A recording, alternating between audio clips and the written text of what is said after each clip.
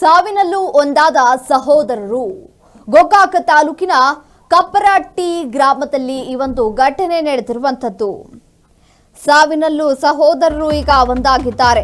ಗೋಕಾಕ ತಾಲೂಕಿನ ಕಪ್ಪರಟ್ಟಿ ಗ್ರಾಮದಲ್ಲಿ ಈ ಒಂದು ಘಟನೆ ನಡೆದಿದೆ. ತಮ್ಮನ ಸಾವಿನ ಸುದ್ದಿ ಕೇಳಿ ಅಣ್ಣ ಕೂಡ ಹೃದಯಾಘಾತದಿಂದ ತನ್ನ ಪ್ರಾಣವನ್ನ ಕಳೆದುಕೊಂಡಿದ್ದಾನಂತೆ ನೋಡಿ.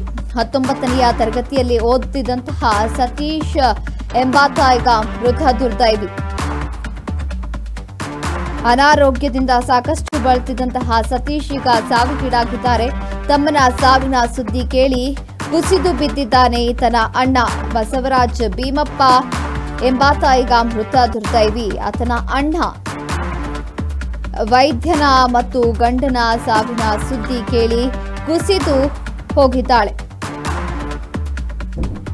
ಮೈದುನ ಮತ್ತು ಗಂಡನ ಸಾವಿನ ಸುದ್ದಿ ಕೇಳಿ ಪವಿತ್ರ ಎಂಬಾಕೆ ಈಗ ಕುಸಿದು ಹೋಗಿದ್ದಾಳೆ. ಆತನ ಅಣ್ಣನಿಗೆ ಈಗ ಆಲ್ರೆಡಿ ಮದುವೆ ಆಗಿತ್ತು. ತನ್ನ ಗಂಡ ಹಾಗೂ ಮೈದುನನ ಸುದ್ದಿ ಸತ್ತೋಗಿರುವಂತಹ ಸುದ್ದಿ ಕೇಳಿ ಆಕೆಯ ಪವಿತ್ರ ಎಂಬ ಯುವತಿ ಕುಸಿದು ಹೋಗಿದ್ದಾಳೆ. ತಕ್ಷಣವೇ ಗೋಕಾಕ್ನ ಖಾಸಗಿ ಆಸ್ಪತ್ರೆಯಲ್ಲಿ ಮಹಿಳೆಯನ್ನ ಚಿಕಿತ್ಸೆಗೆ ಒಳಪಡಿಸಲಾಗಿದೆ. ಅದೃಷ್ಟವಶಾತ್ ಪವಿತ್ರ ಆರೋಗ್ಯದಲ್ಲಿ ಈಗ ಚೇತರಿಕೆ ಕಂಡು ಬಂದಿರುವಂತದ್ದು.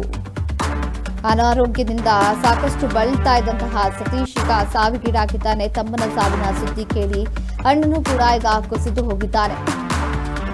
ಈ ಇಬ್ಬರು ಅಣ್ಣ ತಮ್ಮಂದಿರು ಈಗ ಸಾವಿಗೀಡಾಗಿರುವಂತಹ ಅವರು. ಸಾವಿನಲ್ಲೂ ಈಗ ಸಹೋದರರು ಒಂದಾಗಿದ್ದಾರೆ.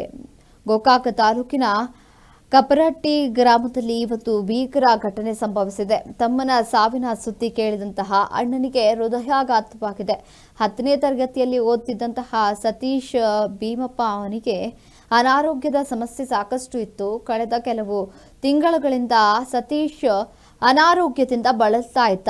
ಹಾಗಾಗಿ ಆತ ಸಾವಿಗೀಡಾಗಿದ್ದ. ಸುಮಾರು 16 ವರ್ಷದ ಯುವಕ ಈತ ಆಗಿದ್ದು, ಆತನ ಅಣ್ಣ ತನ್ನ ತಮ್ಮನ ಸುದ್ದಿ ಕೇಳಿ ಈಗ ಸ್ಥಳದಲ್ಲೇ ಕುಸಿದು ಹೃದಯಾಘಾತದಿಂದ ಸಾವನ್ನಪ್ಪಿದ್ದಾನೆ.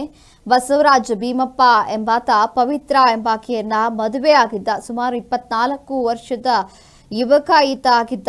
ಪವಿತ್ರ ಎಂಬಾಕೆಯನ್ನ ಮದುವೆ ಕೂಡ ಆಗಿದ್ದ.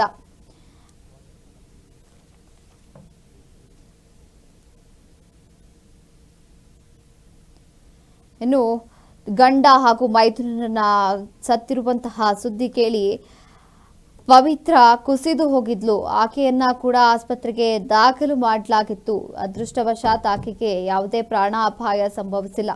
ಮೈದುನ ಮತ್ತು ಗಂಡನ ಸಾವಿನ ಸುದ್ದಿ ಕೇಳಿ ಬಸವರಾಜ್ ಭೀಮಪ್ಪ ಅವರ ಈತನ ಪತ್ನಿ ತುಂಬು ಗರ್ಭಿಣಿಯಾಗಿದ್ಲು. ಪವಿತ್ರ ಎಂಬಾಕೆ ಇವಳು ಕೂಡ ಕುಸಿದು ಹೋಗಿದ್ಲು. ತಕ್ಷಣವೇ ಇವಳನ್ನ ಗೋಕಾಕ್ ನಗರದ ಖಾಸಗಿ ಆಸ್ಪತ್ರೆಯಲ್ಲಿ ಈಕೆಯನ್ನ ದಾಖಲಿಸಿ ಚಿಕಿತ್ಸೆಗೆ ಒಳಪಡಿಸಲಾಗಿತ್ತು. ಅದೃಷ್ಟವಶಾತ್ ಪವಿತ್ರಳ ಆರೋಗ್ಯದಲ್ಲಿ ಈಗ ಚೇತರಿಕೆ ಕಂಡು ಬಂದಿದ್ದು, ಪ್ರಾಣಾಪಾಯದಿಂದ ಈಕೆಯು ಪಾರಾಗಿದ್ದಾಳೆ. ತನ್ನಿಬ್ಬರು ಗಂಡು ಮಕ್ಕಳು ತಮ್ಮ ಕಣ್ಣು ಮುಂದೆಯೇ ಜೀವ ಕಳೆದುಕೊಂಡ್ರು. ಇವರ ತಂದೆ ತಾಯಿಗೆ ಕೂಡ ಈಗ ಆಘಾತವಾಗಿದ್ದು, ಅವರು ಕೂಡ ಆಕ್ರಂದನವನ್ನ ಹೊರಹಾಕ್ತಾ ಇದ್ದಾರೆ. ಇನ್ನು 10ನೇ ತರಗತಿಯಲ್ಲಿ ಓದ್ತಾ ಇದ್ದಂತಹ ಪುಟ್ಟ ಕಂದಮ್ಮ ಈಗ ನಮ್ಮೆಲ್ಲರನ್ನ ಬಿಟ್ಟು ಅಗಲಿದ್ದಾನೆ. ಈತನ ಸಾವಿನ ಸುದ್ದಿ ಕೇಳಿ ನನ್ನ ಹಿರಿಯ ಮಗ ಕೂಡ ಈಗ ಪ್ರಾಣವನ್ನ ಕಳೆದುಕೊಂಡಿದ್ದಾನೆ. ಆತನಿಗೂ ಕೂಡ ಆಘಾತ ಆಗಿದೆ. ಏನ್ ಮಾಡೋದು, ನಮ್ಮ ಕುಟುಂಬಕ್ಕೆ ಈಗ ಯಾರು ನೆಲೆ ಇಲ್ಲ ಅಂತ ಕುಟುಂಬಸ್ಥರು ಆಕ್ರಂದನವನ್ನ ಹೊರಹಾಕ್ತಾ ಇರುವಂತದ್ದು.